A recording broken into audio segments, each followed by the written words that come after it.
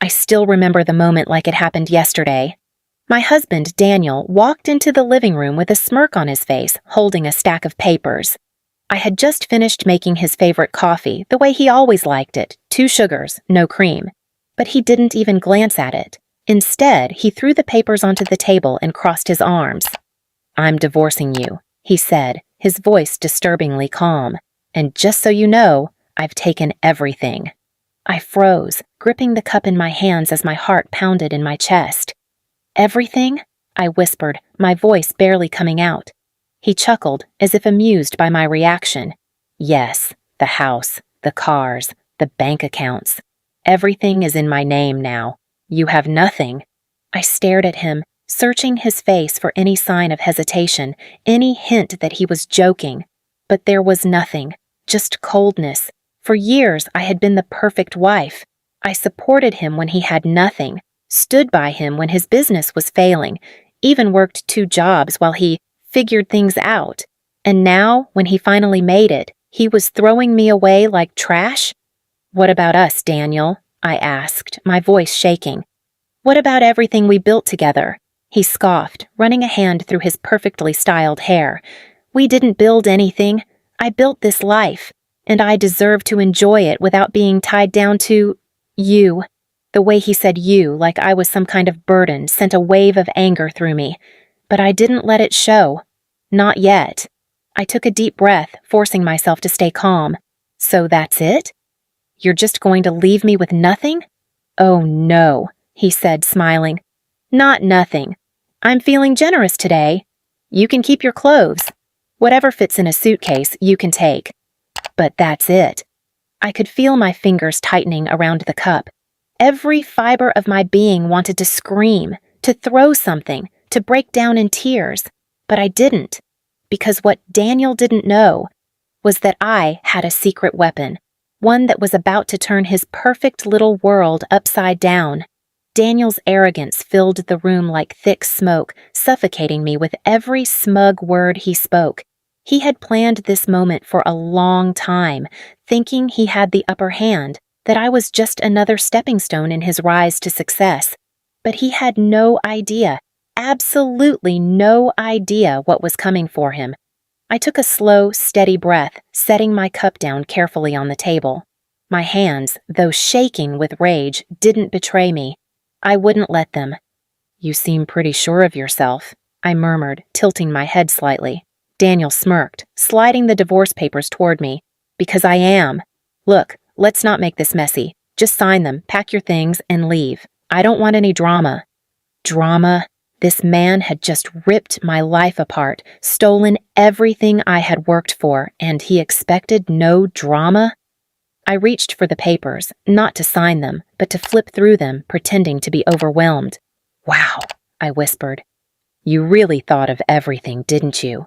He leaned back, his confidence growing. "I always do." I nodded, glancing up at him.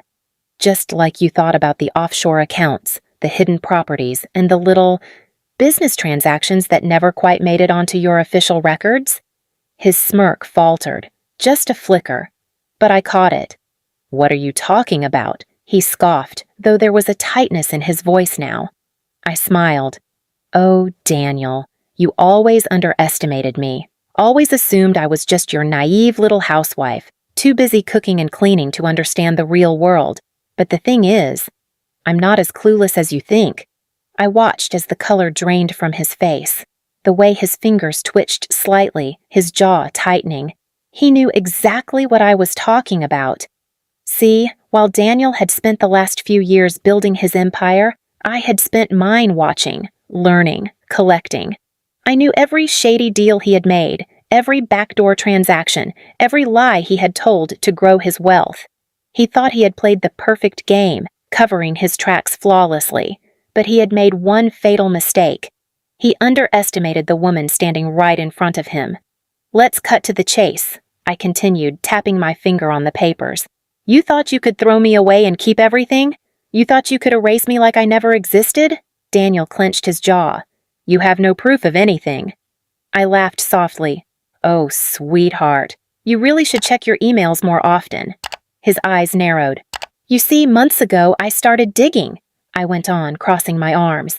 And what I found, well, let's just say the IRS, the SEC, and about 3 other major agencies would love to have a little chat with you. Daniel's face darkened. You're bluffing. Am I? I reached into the side drawer, pulling out a sleek black USB drive. Every transaction, every hidden asset, every dirty little deal, right here. One email away from landing on the desk of some very interested parties. He shot up from his chair, his confidence now replaced by panic. You wouldn't, I smirked. Oh, I would. For the first time, I saw fear in his eyes. Real, genuine fear. Not because he was about to lose money, but because he knew prison was a very real possibility. Listen, he said, his voice lower now, almost desperate. We can talk about this. There's no need to ruin both our lives. I raised an eyebrow. Ruin my life? Daniel, you already did that when you walked in here today and told me you were throwing me out with nothing. You just didn't expect me to be prepared. He ran a hand through his hair, pacing. What do you want? He finally asked. I took my time, letting him sweat. I want everything you took from me, I said finally. The house, the money, everything. You leave with nothing. His head snapped up. That's not happening. I twirled the USB between my fingers. Then I pressed send. He let out a sharp breath, his hands balling into fists. He was trapped, and he knew it. The man who had spent years manipulating others, controlling every aspect of his life, was finally at someone else's mercy. And that someone was me. Silence stretched between us. Then, finally, he spoke, his voice barely above a whisper. You wouldn't do that to me. I tilted my head. Oh, Daniel, you have no idea what I'm capable of. His shoulders slumped. Defeat settled into his expression, replacing the arrogance that had once dominated it. I leaned forward. So, what's it going to be? And just like that, the tables had turned. Daniel collapsed back into his chair, running a hand down his face. The confidence he had walked in with had completely disappeared. Now he was just a desperate man scrambling to save himself. His lips parted as if he wanted to argue, but he knew he had lost. Completely. How much do you want? He finally muttered, voice low. I smirked. I already told you. Everything you took from me. He let out a bitter laugh, shaking his head. You think I'm just going to hand over everything and walk away with nothing? I leaned forward. You already planned to do that to me, didn't you? He fell silent. I tapped the USB against my palm, watching the conflict play across his face. The man who thought he could outsmart me was now sitting there, helpless, completely at my mercy. Daniel had spent years treating me like I was invisible, like I didn't matter. But now he had to listen. Now he had to acknowledge the one thing he never expected. He had married the wrong woman to underestimate. A heavy silence hung between us before he finally exhaled. Fine, he gritted out. What do you want me to do? I reached into the drawer again, this time pulling out another set of documents, ones I had prepared long before he ever walked in here today. I placed them in front of him, watching as his eyes flickered over the bold title at the top. Mutual Agreement of Divorce and Asset Transfer. You sign these, I said. Every account, every investment, every property in my name. Then you walk away and I don't press send.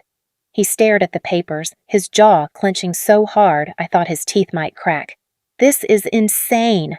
What's insane, I corrected, is thinking you could rob me blind and get away with it. His fingers twitched. He looked like he wanted to argue, to fight back, but he knew the truth. He was out of moves. Sign them, Daniel, I said softly, before I change my mind. He swallowed hard, then reached for the pen. His hand shook slightly as he scrawled his name across the page.